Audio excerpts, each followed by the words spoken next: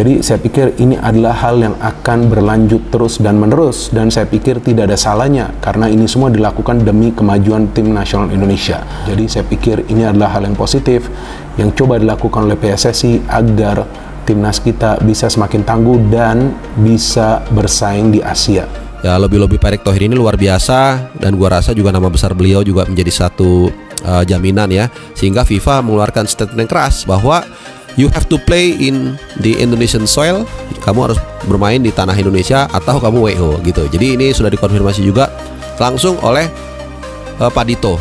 Jepang mulai cemas. Erick Thohir berhasil datangkan Lamine Yamal untuk perkuat timnas Indonesia di kualifikasi Piala Dunia 2026.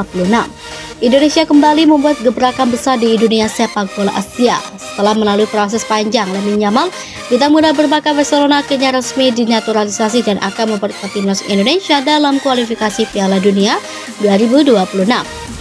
Mudah-mudahan semua lancar sih, sehingga prosesnya baik. Tapi kita seperti kata Pak Ketum ya, Pak Erick, kita ya melihat proses ini, kan kita kejarnya, kita teman-teman tahu loh, itu harus H-7 sebelum pertandingan.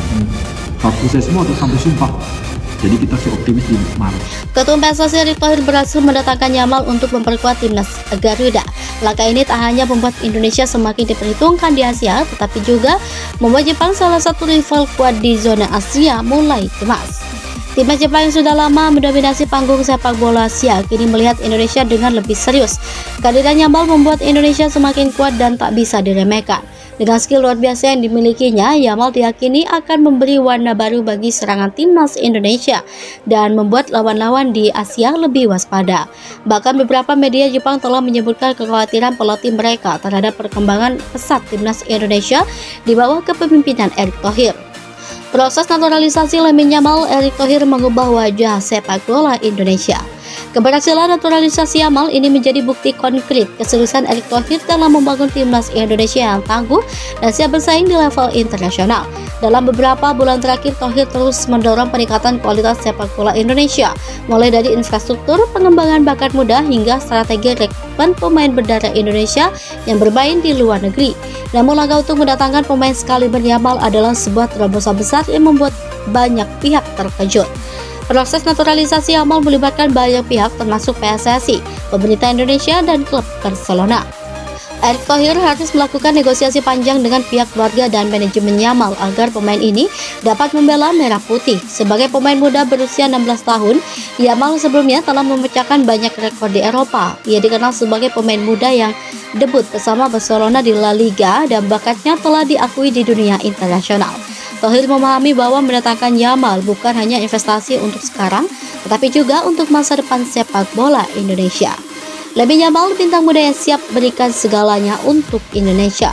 Lamine Yamal bukanlah pemain sembarangan, bakatnya sudah terasa sejak muda, dan di usia muda 16 tahun ia telah menjadi pemain yang paling dinantikan di Eropa.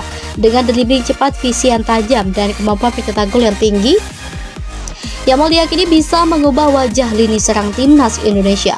Meski lahir dan besar di Eropa, Yamal memiliki hubungan yang kuat dengan Indonesia karena asal leluhurnya. Hal ini yang membuatnya memilih untuk membela merah putih daripada tim lain. Jepang mulai cemas dengan perkembangan timnas Indonesia. Sebagai tim yang telah lama mendominasi kancah sepak bola Asia, Jepang ini mulai memandang Indonesia dengan lebih serius.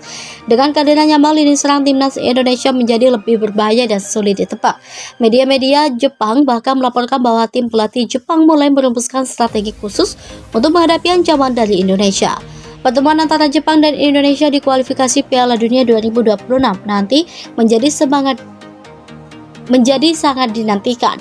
Jepang akan berhadapan dengan skuad Garuda yang kini diperkuat oleh bintang muda berpengalaman, dan hal ini memunculkan kekhawatiran bahwa dominasi mereka di Asia mungkin terancam.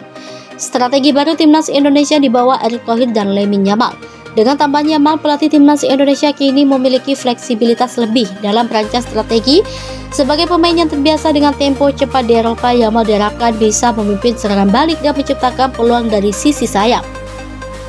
Selain itu, Yamal juga bisa menjadi playmaker yang mampu memberikan umpan-umpan matang bagi striker. Dalam sesi latihan, Yamal menunjukkan kemampuannya yang luar biasa dalam melakukan penetrasi di sisi lapangan dan beradaptasi dengan baik dengan gaya permainan rekan-rekannya. Kombinasi Yamal dengan pemain-pemain muda berbakat lainnya seperti Marcelino Ferdinand dan Pratama Arhan menciptakan variasi serangan yang sulit diprediksi. Taktik serangan yang lebih agresif ini diharapkan mampu mengancam tim-tim besar di Asia termasuk Jepang. Pelatih timnas Indonesia menyebut bahwa kehadiran Yamal adalah anugerah besar bagi tim.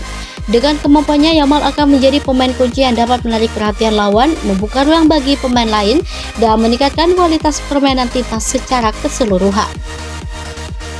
Antusiasme penggemar sepak bola Indonesia mendukung timnas Garuda menuju Piala Dunia.